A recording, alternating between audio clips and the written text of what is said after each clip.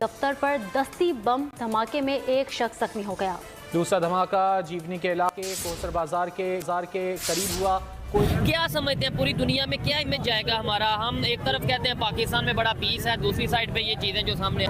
More than 50 people have been killed in 2 separate bomb attacks in Pakistan. आप ये सोचिए कि टाइम वो आ गया है कि खुदकुश बमबार कहीं पर भी दाखिल हो सकते हैं, तालीमी इदारे भी महफूज नहीं है और कहा जा रहा है कि अब BLA की तरफ से कुछ ऐसे लोग दाखिल हो चुके हैं और वो यहाँ पर हमले करेंगे। यहाँ पे तकरीबन 3 दिन में 100 से ज्यादा अटैक हो चुके हैं। तकरीबन 50 से ज्यादा जो इंटरनेशनल मीडिया कवर कर रहा है या बता रहा है कि 50 से ज्यादा पाकिस्तान के सिक्योरिटी फोर्सेस के लोगों की जानें जा चुकी हैं। क्या कहना चाहेंगे? पहले 2 मंथ उन्होंने इस्लामाबाद प्रेस क्लब के बाहर धरना दिया, उनकी शायद बात नहीं मानी गई और अब जो उस तरीके से BLA या जो भी वहाँ के लोग हैं वो ये चीजें करते नजर आ रहे हैं। कोयटा में धमाके की आवाज सुनी गई है। पुलिस धमाके की जगह का तयन कर रही है। 24 घंटे में 34 हमले, बड़ी चीज है। पाकिस्तान के बलूचिस्तान में ये लॉलेसनेस बताता है कि क्या सूरत हाल है और पाकिस्तान की आर्मी किस तरीके से इसे डील करती है। कारोबारियों ने मिलकर बांट दिया है और इनके बाप के ये पहाड़ नहीं है, इनके बाप के ये पहाड़ नहीं है। पाकिस्तान के खिलाफ जंग लड़ने का ऐलान किया जा रहा है। जबकि बलूचिस्तान में एक रिपोर्ट के मुताबिक एक हफ्ते के दौरान दहशतगर्दी के 17 वाकयात हुए हैं और इसमें 12 अफराद अपनी जान की बाजी हार गए हैं।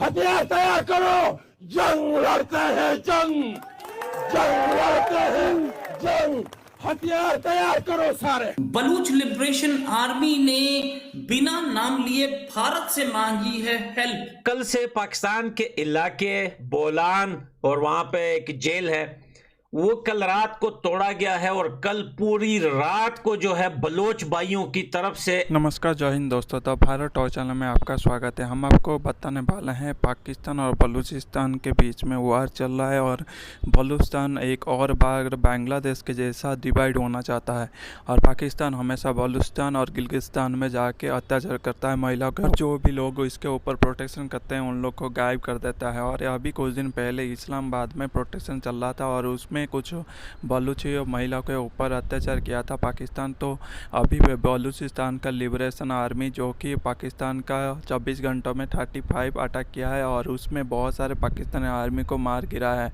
और इसको बताया गया है कि बलूचिस्तान का लिबरेशन आर्मी प्रेस मीडिया में बोला है कि ये पाकिस्तान के ऊपर उन महिला के ऊपर जो अत्याचार हुआ है उसका बदला लेने के लिए ये किया है। और बलूचिस्तान लिबरेशन आर्मी बांग्लादेश जैसा डिवाइड होना चाहता है और दुनिया भर में जो भी कंट्री पाकिस्तान का ऑपोजिट में है उनको मदद मांगने की कोशिश कर रहा है और उनको मदद करने के लिए बोल रहा है। और बिना नाम लिए भारत से मांगी है हेल्प।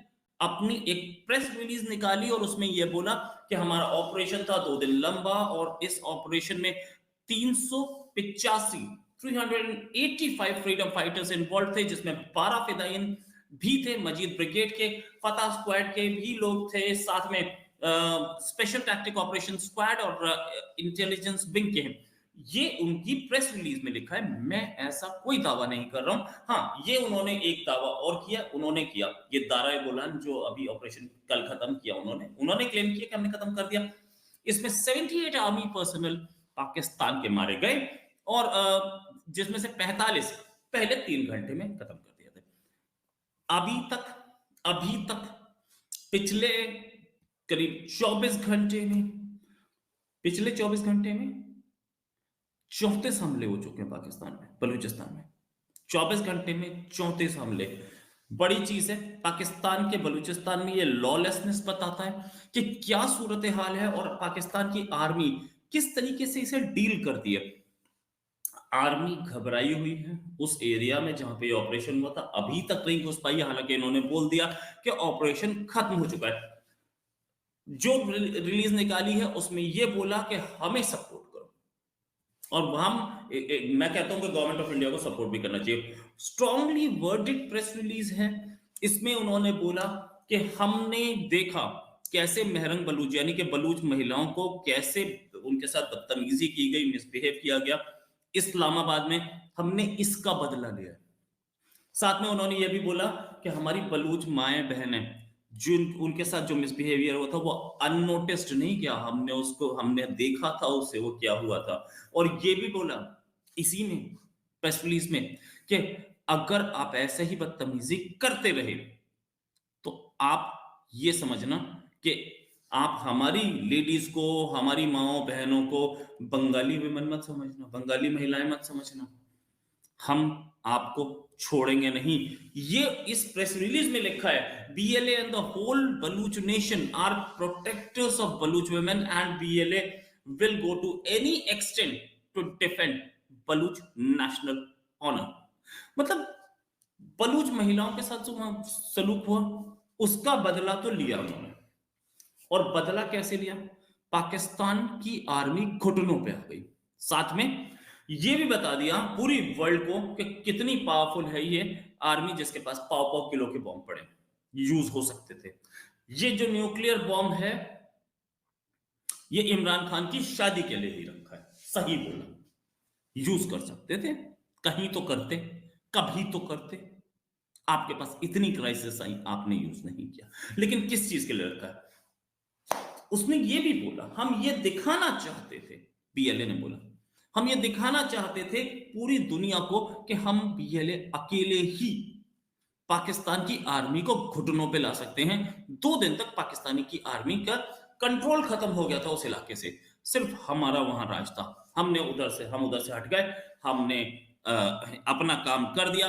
अब मैं ये बोल रहा हूं, BLA ये बोल रही है कि कोई भी इंस्टीट्यूशंस या देश जिनका म्यूचुअल इंटरेस्ट है, वो म्यूचुअल इंटरेस्ट मतलब मींस हम पाकिस्तान के खिलाफ लड़ रहे हैं, कोई और भी पाकिस्तान के खिलाफ लड़ता हो तो हमारे साथ आ जाए, BLA ने बोला। अच्छा, सीधे सीधे बोला इंडिया से या इंडिया के गवर्नमेंट से कि आपका भी दुश्मन पाकिस्तान, हमारा भी दुश्मन पाकिस्तान, आप हमारे साथ क्यों नहीं लड़ते? बड़ी चीज। लेकिन इससे एक चीज और प्रूव होती है कि सपोर्ट मांग रहा है BLA, इसका मतलब गवर्नमेंट ने अब तक इन्हें सपोर्ट नहीं दिया है, कोई सपोर्ट नहीं है इनके पास। और ये अकेले, अगर किसी गवर्नमेंट का सपोर्ट नहीं है उनके पास और वो अकेले दम पे इतना बड़ा काम कर गए हैं तो काबिल तारीफ काम है। रहे हैं बहुत दिन तक तो गिलगित बाल्टिस्तान और बिल्कुल इसके ऊपर इस तरह की चीजों पे हमारे यहाँ कुछ बोला ही नहीं जाता। तो वहां पे प्रोटेस्ट चल रहा था और अभी भी चल रहा है, और बल्कि काफी शिद्दत अब आ गई है उसमें। लेकिन हमारे यहाँ मेन स्ट्रीम मीडिया पे बिल्कुल खामोशी थी, आपने देखा। और अब जाके जरा बोलना इसलिए शुरू किया है कि सोशल मीडिया पे इतना शोर जो मचा है, और इसी वजह से शायद हमारे यहाँ के जो लोग हैं जिनके हाथ में पावर है, वो सोशल मीडिया कंट्रोल करने की सोचते रहते हैं, कभी इंटरनेट डाउन कर देते हैं, कभी कुछ कर देते हैं। तो ये चीजें चलती रहती हैं आज भी। बल्कि मैं देख रही थी थोड़ी देर पहले कि मतविला जान साहब का कि वो कहीं अदालत की शायद कार्रवाई सुनने गए थे, तो वहां पे बात की जा रही है कि यूट्यूब को किस तरह से कंट्रोल किया जाए, यूट्यूब को किस तरह से देखा जाए। तो जाहिर है कि जब लोग ऐसी जगह ढूंढ लेते हैं जहाँ पे वो सच बोल सके, सच दिखा सके, सही न्यूज आ सके, तो उसके लिए लोग जो है बड़े परेशान हो जाते हैं जिनकी वो खबरें होती हैं।